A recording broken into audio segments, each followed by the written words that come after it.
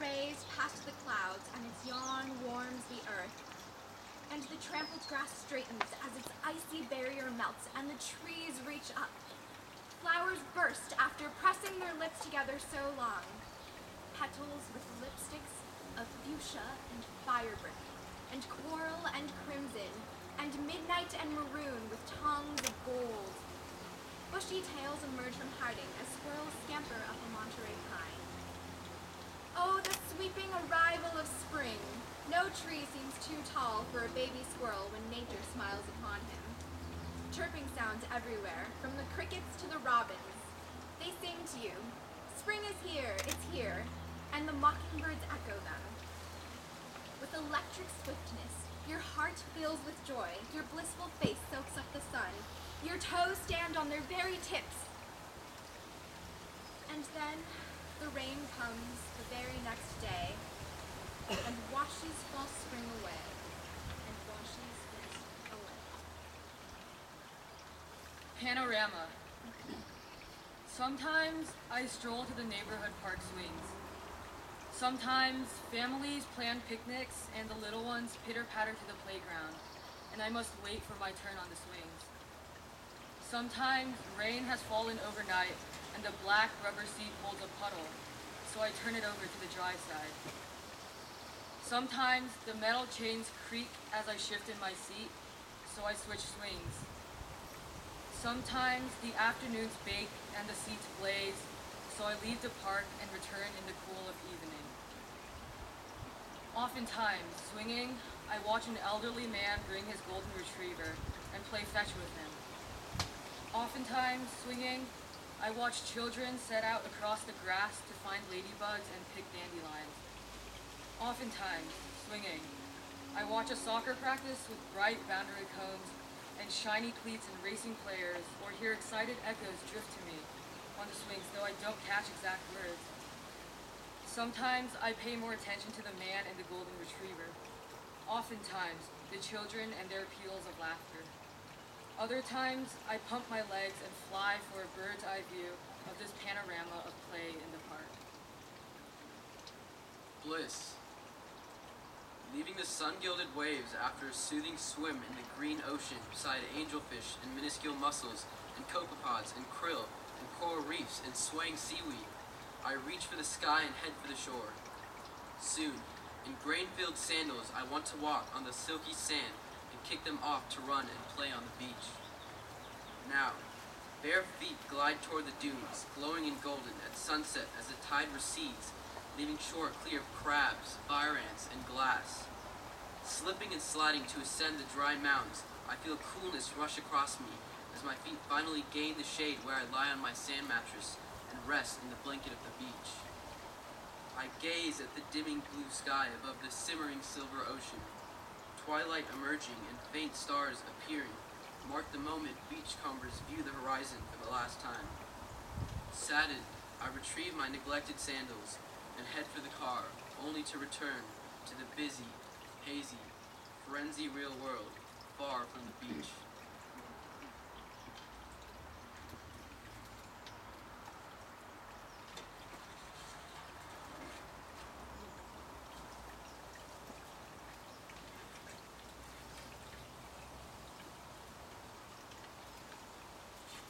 Silent Struggles, a prose poem.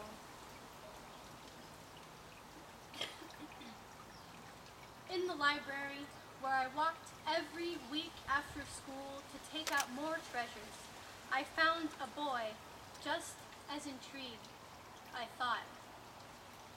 In the library, hidden between bookshelves, he mirrored me, pulling one book out after another, skimming it before shoving it back with a thump, or piling it on the floor beside me.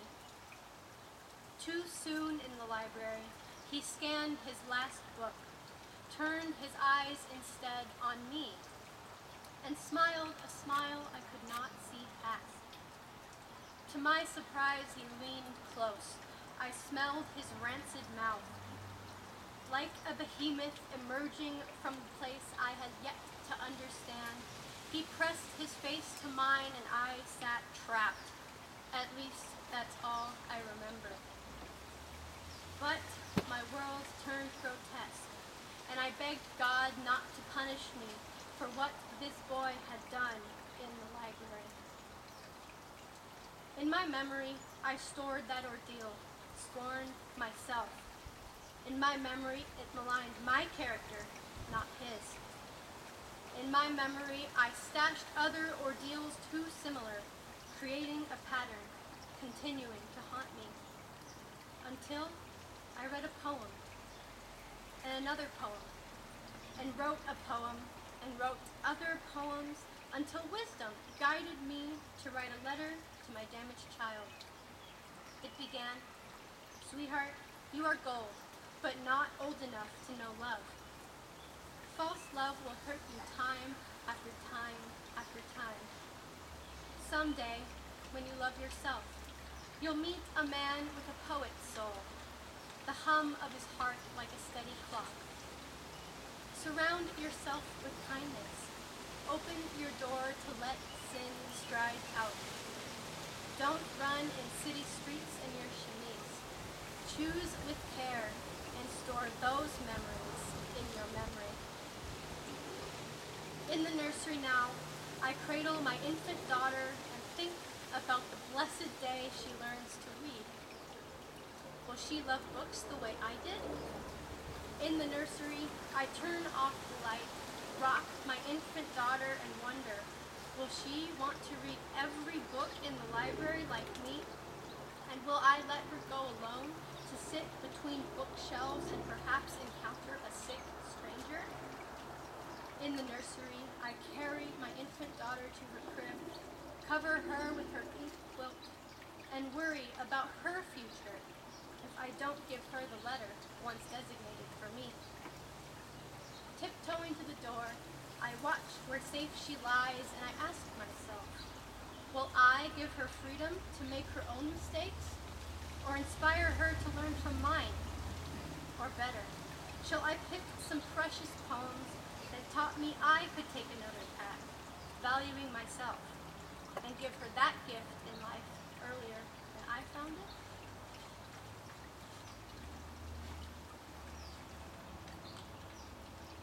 Carpe diem. Every moment of our life marks a mission to achieve a goal, to keep a promise, to fulfill a dream. Dreaming of what could be is jumping into the mist of the sea, yet knowing the risks of perils ahead, even drowning, causes doubts deep within our minds to multiply. Still, we must try and swim through strong currents, through crackling storms, through bittersweet songs of the sirens. Maybe we will wash up on the wrong shore, or maybe it will take us longer than expected to reach the end of our journey, or maybe we will turn back at last. But maybe we will find our way to where the waves calm and lap the warm sand, to where the breeze blows and brushes our skin, to where the children giggle and build their castles. We will live and love what we do, not just survive, allowing minutes to pass. At least we know we have jumped off into the sea, and our lives now ring with possibility. More goals, more promises, and more dreams. Trek. A lifetime of dreaming in the crib and in the bunk and in the dormitory, and tonight in the master bedroom you have spent. Asleep and ascending, your eyes close, your body relaxes, and your mind drifts on long journeys.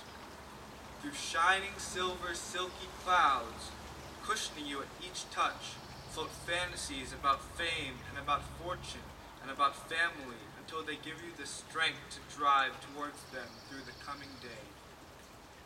Now rise from your slumber and see the soaring brick road ahead to climb, for just dreaming will not get you where you want to go. For your luminous day awaits you, but you must work, must scramble, must produce to make that mortgage payment, to make your son's recital, to travel with your family and rejoice under cloudless skies by the big, blue, boundless ocean. Panting and exhausted, you make it through each day where you wade into untraveled depths of mossy swamps in order to reach the oh-so-familiar heights of golden penthouses where the light shines before the day.